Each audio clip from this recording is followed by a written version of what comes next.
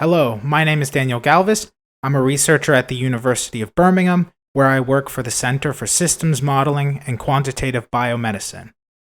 We are a group of computational and experimental researchers who focus on questions in biology with specific focus around questions in healthcare. As a mathematician, I work in a field called Dynamical Systems, and today what I'm going to do is to introduce some basic or beginner concepts in that field.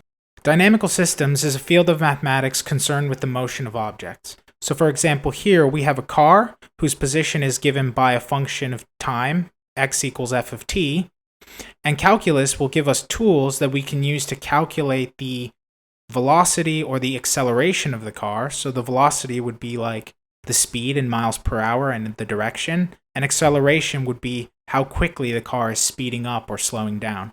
These are also functions of time.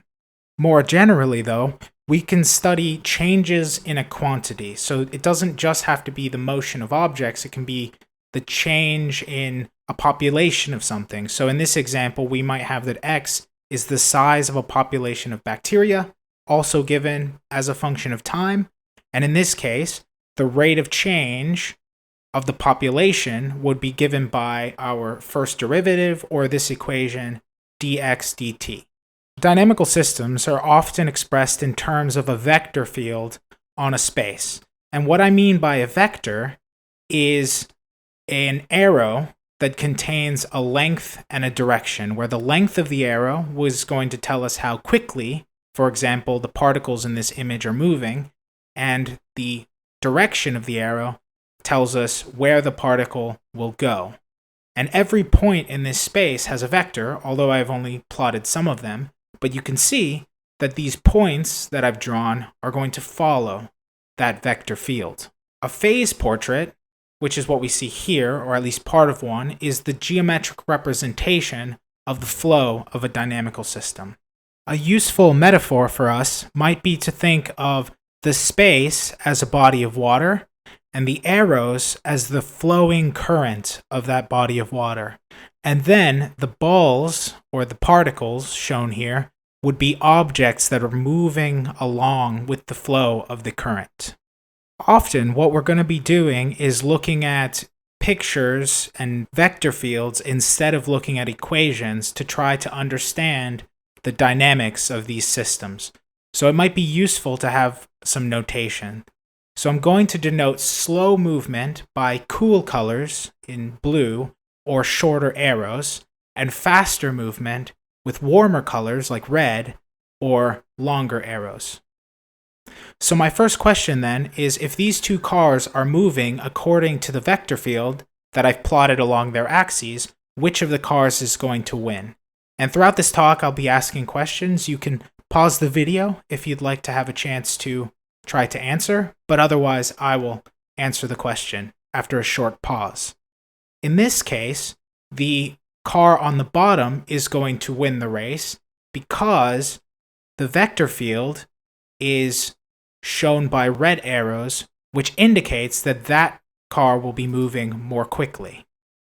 And the next two questions I have for you are, first, what is the second car in this example doing? And also, who is going to win this race? The answer is that the bottom car is going to be accelerating because as it moves from left to right, it is going to be speeding up given the arrows, and it's going to win because although the two cars start at the same speed, the car on the bottom speeds up over time. Let's take a few minutes to discuss some of the concepts in calculus that we'll need to further understand these systems. My hope is that you'll be able to get something even if you haven't yet taken a calculus course, and I will try to use images and things to make it easier to understand on an intuitive level. Calculus is the study of continuous change, and it provides us tools for relating positions or quantities to velocities, or the rates of change of those quantities. And for representing position, we will often use our dependent variable, in this case x, on the vertical axis, and the independent variable, time, on the horizontal axis. But for a lot of this video, I'm going to be using animations instead. So what you can see here is that the white ball is representing the position, and time is now being represented by an animation. And usually the way I'm going to show it is that the position is going to be shown horizontally, and the animation will represent time. The derivative of a function, x equals f of t, gives us the instantaneous rate of change, or the slope, of the function. It's usually denoted by dx dt, or x with a little dot over it, or f with a prime above it. And what it is giving us is the velocity of our point. So what you can see in the top panel is our position function. And when the point is increasing, the yellow line has a positive slope, and dx dt is positive. And the faster the point is moving, the steeper that line, or the bigger dx dt. And in the same way, when x is decreasing, then the point is moving downwards, the line has a negative slope, and dx dt, the rate of change, is negative. Instead of representing all of the different axes for the position function and the velocity function, what we can do is have a different kind of animation shown here, where the point is giving the position, its movement is given by the function, and now we have a yellow arrow which is telling us what the velocity is. So notice that when the point is moving to the right, the yellow arrow is pointing to the right, and when the point is moving to the left, the yellow arrow is pointing to the left. The length of the arrow gives us the speed. So far, we've only discussed explicit functions of time. So we have x, our position, is given by a function of time, and the rate of change is given by another function, dx dt, or the derivative, is equal to another function of time, f prime of t.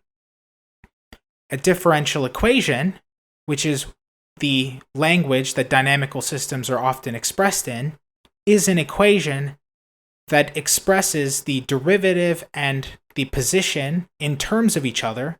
So what we have is something like dx dt equals big F of x, and we don't know what the function is. So the function x is still a function of time, but we don't know what it is. Instead, we need to solve for that function of t somehow. So as an example, if we have dx dt, the derivative is equal to lambda, a parameter or a constant value, times x, this would be an example of a differential equation.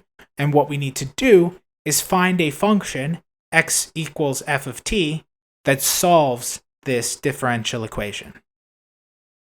Many other examples of differential equations exist. Here are a couple others. And what you should notice is that in each case, what we have is the rate of change function, dx dt, is equal to some function of the x's. So, for example, x times 1 minus x, or lambda x minus x cubed. My next question then is, do you know of a function that is equal to its derivative? And if you haven't taken a calculus course yet, you may not know this, so don't worry, but if you have taken calculus, you may recognize a function that has this property. The function we're going to try is the exponential function. This is the function that has the property that it is equal to its derivative times a scalar. So what we'll try here is x equals e raised lambda t. And the way we'll test this is by first taking the derivative, if we've done calculus. Otherwise, you'll have to trust me. And what we get is dx dt is equal to lambda times e to the lambda t.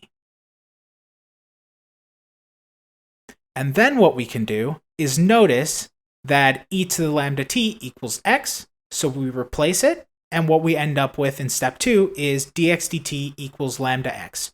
So we end up with the original equation, which means that this is a solution of our differential equation. It's worth noting that there are actually many solutions that satisfy the differential equation, namely x equals c, another parameter, or constant, times e to the lambda t. We can plug in any value for c, and this equation will still solve the differential equation.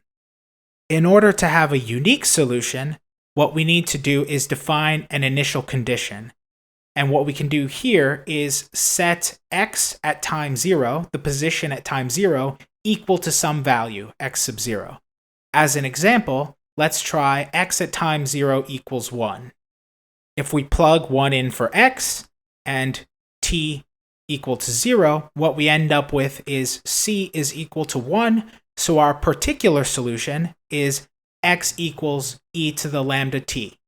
Dynamical systems will often be represented in this way: dx dt equals some function of x and an initial condition. And while some of these systems can be solved analytically, as we did, we found a function of t that solves the equation, it's often not possible to do this. So instead, what we can do is simulate the system on a computer, or we can do what's called an asymptotic analysis, which allows us to understand what the system does over the long term without knowing the explicit function. As a first example, let's look at the exponential growth and decay function dx dt equals lambda x. We do have a solution in terms of time, but we can think about it as a vector field instead. So in our first case, let's consider lambda is a positive number. So it's a constant, but it's a positive number. Perhaps choose 1. And my question for you would be, if x is equal to 1, what is the rate of change? And what you need to do is plug in x equals 1 and calculate dx dt. So here we have that dx dt is equal to lambda times 1, or lambda, which is a positive value. So what we do on our axis here is at x equals 1, we draw an arrow moving in the positive direction. My second question is, what happens now if we plug in x equals 2? And you should see that we now have 2 lambda, which is a slightly larger positive number than for x equals 1. So we get another arrow pointing to the right because it's a positive number, and a little bit warmer of a color because it's a slightly larger number. And then we can repeat this process for x equals 3 and x equals 4 as far along the number line as we like. We need to choose an initial condition so that we can find a specific solution. And if we choose some initial condition, let's say x sub 0 is greater than 0, for example, equals 0.5, that's where this white ball is, what should we expect the ball to do over time? The ball is going to move to the right in the positive direction, so the position is going to increase over time, and additionally, it's going to speed up over time.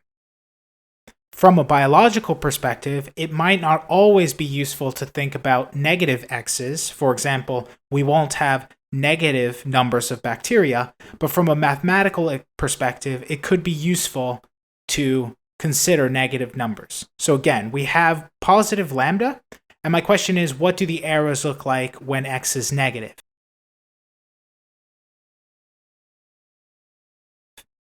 And if we plug in x equals minus 1, what we end up with is dx dt is equal to negative lambda, which is a negative number.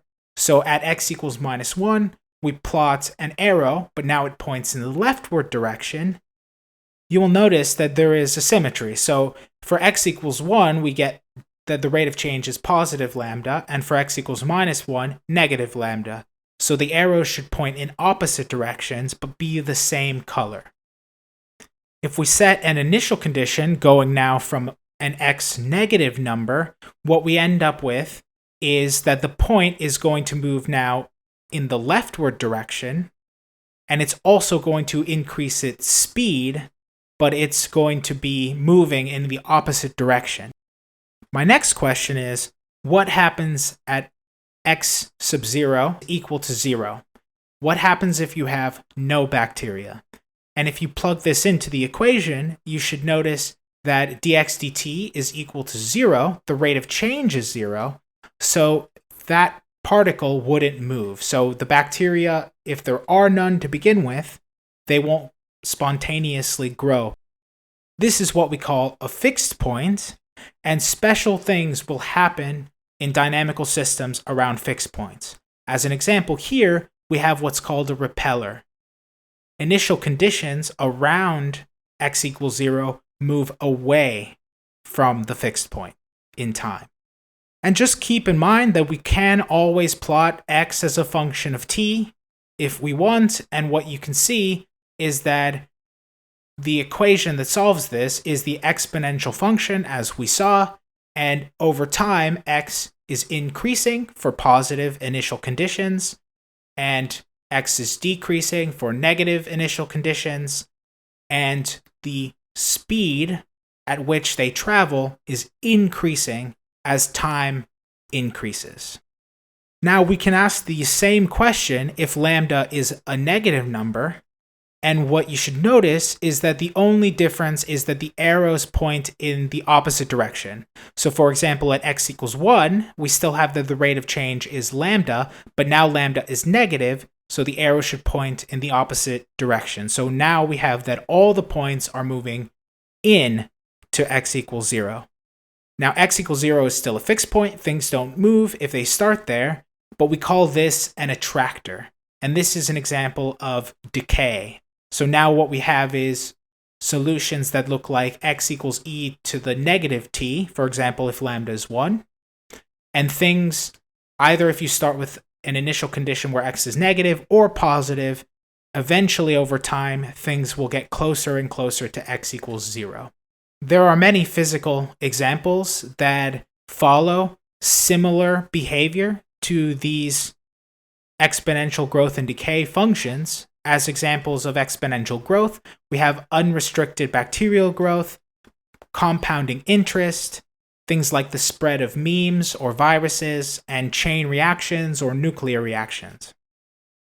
Examples of exponential decay are chemical reactions where you have limited reactants, or the transfer of heat between two objects, or pharmacology, so how quickly a medication will decay in concentration in your body.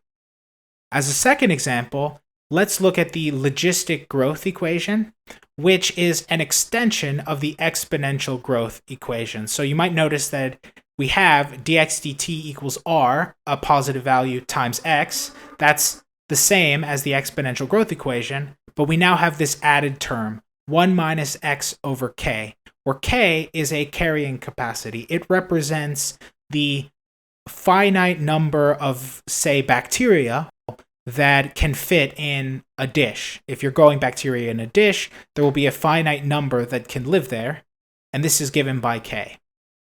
And what we're going to do to try to better understand the vector field now is we're still going to plot x on the horizontal axis, and time will still be in the animation. But what I thought we could do is make use of the vertical axis by plotting dx dt, the rate of change with respect to time, as that function of x.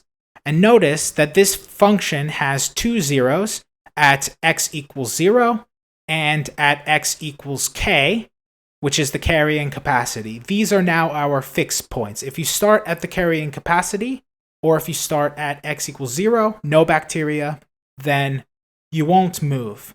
But what happens if you start at a different positive value?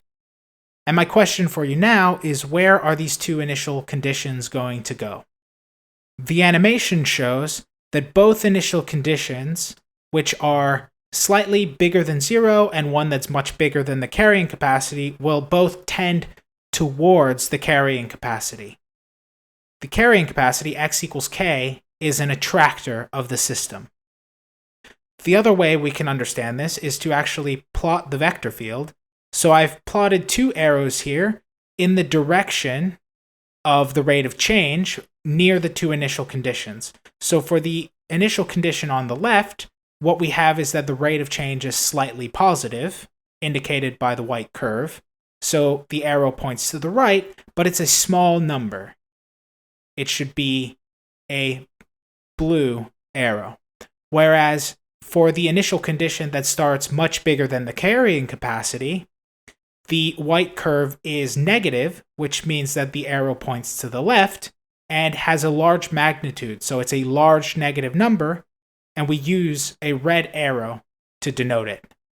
For the point that starts with a small population of, say, bacteria, the bacterial population will start off slow, it will speed up and increase more quickly, but then eventually it will grow more slowly again until it approaches the carrying capacity.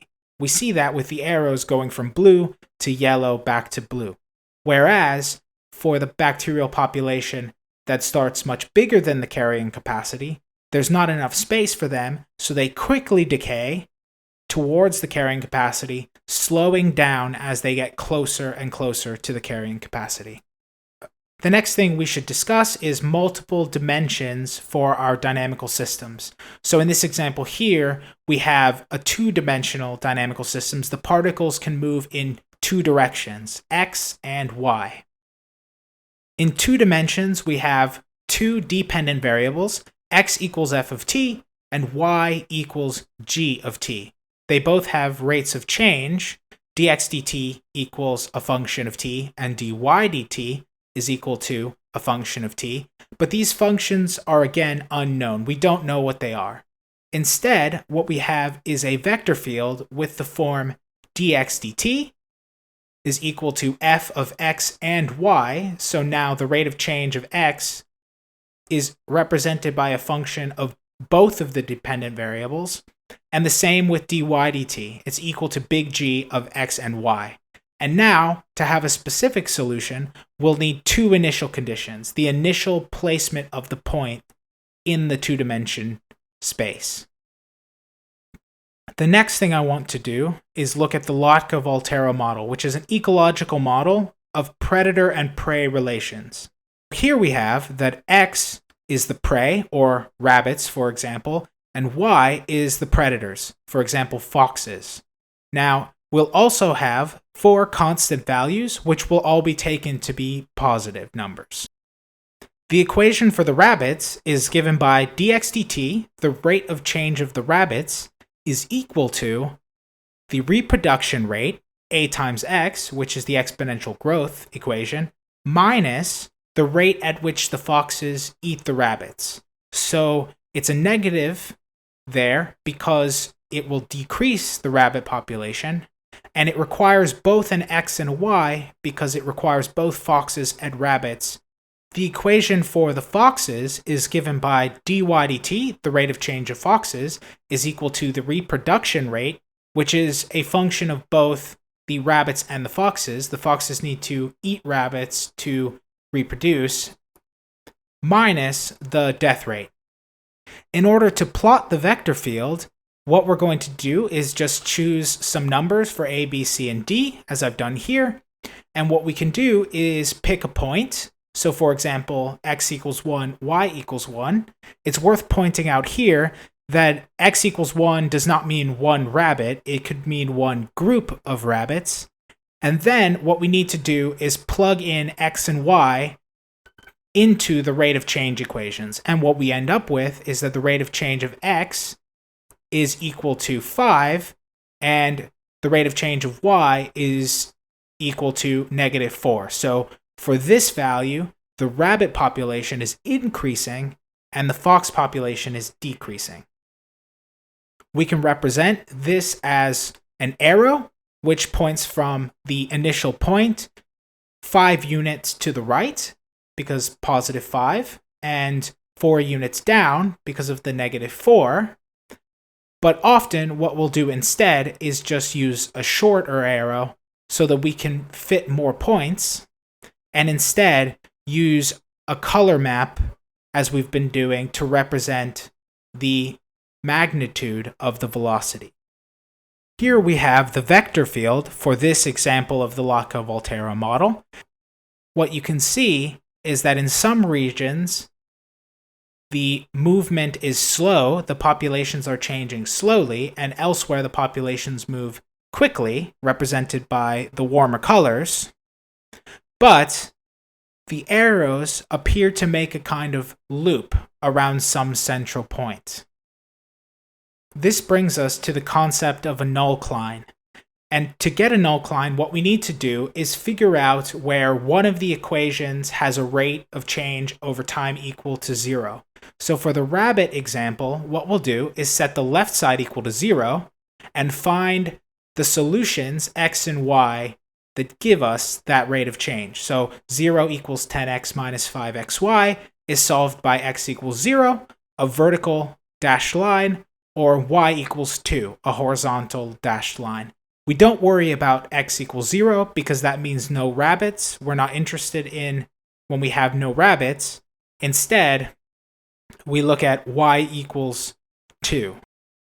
This horizontal line tells us where the rate of change can change sign. So where an increasing population of rabbits can become a decreasing population of rabbits. So in this example, the y equals 2 horizontal line separates the space into a region where the population is increasing on the bottom when the number of foxes is small, and another region where the number of foxes is big and the arrows point to the left. So rabbits decrease when foxes are in a big population. We can do a similar thing with the fox nullcline by setting dy dt equal to 0 and finding the solutions. We get x equals 5 and y equals 0, and I plot those as dotted lines. And for x equals 5, you can notice that this separates where the fox population is increasing on the right to where it's decreasing on the left. When there's a lot of rabbits, the fox population increases, and when there's not a lot of rabbits, the fox population decreases. The intersection of the nullclines gives us a fixed point for the system, because here both equations will have rates equal to 0, which means that the population will not move, either the rabbits or the foxes. So 5, 2 here would be a fixed point, and again, we see that interesting things are happening around them. It looks like things tend to loop around that fixed point. Here is an example of several solutions of the system starting from different initial conditions. And what you can see is that all of the points form closed loops, which means that they have a repeated oscillatory or periodic behavior for both the foxes and the rabbits. It's worth noting that different initial conditions will lead to different loops. So there are some cases where we have a small loop around the fixed point and other cases where we have big loops around the fixed point. My question for you then is to look at the 4 separate areas of this phase plane and tell me what's happening and why. So in the first example, the top left quadrant, what is happening to the fox population near the arrow I've drawn and why? The answer is that the fox population is falling, it's decreasing, and the reason why is because X is small. There's not that many rabbits, there's not enough to eat. My next question is, what is happening to the rabbit population in the bottom left quadrant and why? The answer is that the rabbit population is increasing, so the arrow points down and to the right, because there are not many predators. The points are close to y equals 0. There's not very many foxes.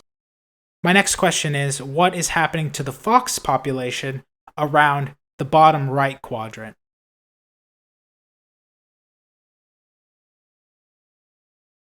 The fox population will be increasing, so the arrow points up, and this is because the rabbit population has recovered. And finally, what is happening to the rabbit population in the top right quadrant?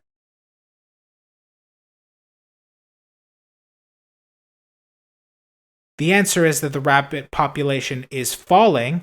The arrow points to the left because there are too many predators. The value of y is now a bigger number. In the final example, I thought we could talk about the Fitz-Nagumo model. And I am not going to get into too much detail about where this model comes from, but I will say that the model is a model of a neuron.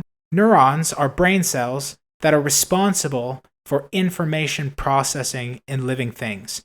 They communicate with one another and with the rest of the body to receive inputs, for example, from the environment, and to produce responses, for example, movements. A key component in this is called an action potential, or spike, which is shown here over time in a rectangle.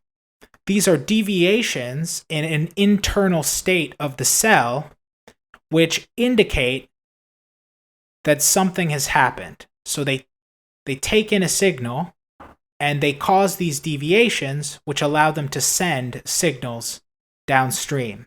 These signals encode information in many ways, but one of the ways is through the amplitude of the deviation. We can see that the amplitude is getting smaller as time progresses in this picture, but also through the frequency. How fast are these oscillations? Here we have the Fitz-Nagumo model, which is a model with two equations, one for V and one for W. V is shown on the horizontal axis and represents the signal of the neuron. So we'll focus a lot on this one. If we set dV/dt equal to 0, we can again find the nullcline, which is given by this dashed white cubic. And we can also find the nullcline for the second equation by setting dW/dt equal to 0, and that is the dotted line. The intersection will be another fixed point, and in this case, it's a repeller. And what we can see from our animation is that all of the initial conditions we choose will eventually end up on the same loop. This is another example of an attractor, which is dynamic. It's called a limit cycle. And here we can see the time evolution, so voltage versus time equation, for some different initial conditions. And what you can see is that these are periodic functions of time, and that they all look the same, except that they may have a lag. So the orange is showing one period of the time evolution, and we can see that they would all overlap if we shifted them left and right a bit. Now, before we move on, I want to mention this parameter I, which I haven't selected a value for, or I haven't shown a value for yet. This is the external current, or a representation of the input to the cell. So when this is a negative number, that means that the cell is not really receiving an input. And when it's a positive number, that means that the cell is receiving an input. And when it receives an input, it's going to want to respond with something that encodes information that can be sent onwards. And what we're going to do is we're going to see what happens to different initial conditions as I move this external input around. So it is a constant value, and I can see what the voltage and this W term will do over time for a specific value of I. But what I can also do is change that value for this parameter, and then I can set the same initial conditions and see if something changes. So what we're going to do is have the same initial conditions, but just see where the trajectory, the solutions are going to go if I change I.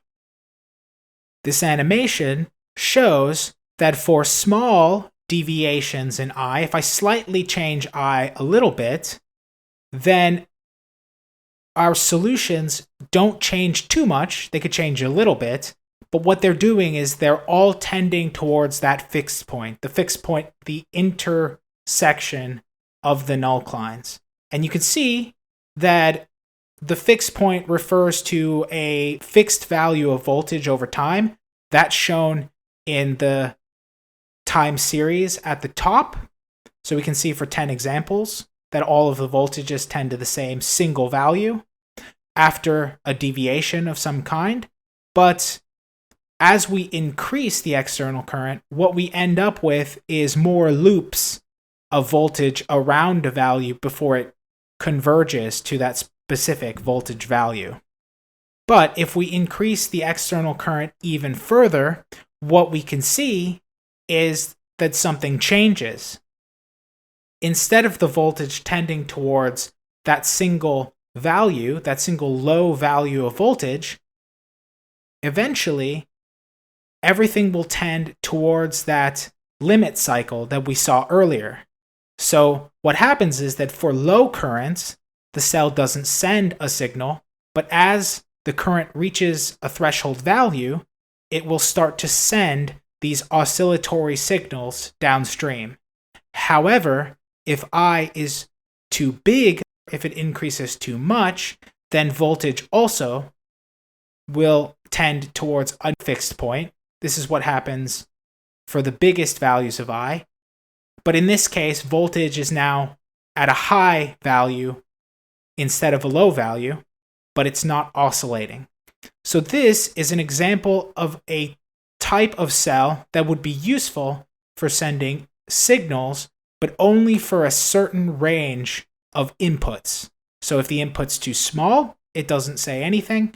And if the input is too high, then it doesn't say anything. Thank you very much for listening. This has been a practice talk for some lectures that I'll be giving. You won't be able to ask me questions directly now, but you can certainly contact me at the podcast email or on Twitter, or you can find the code that I use to make these animations on GitHub.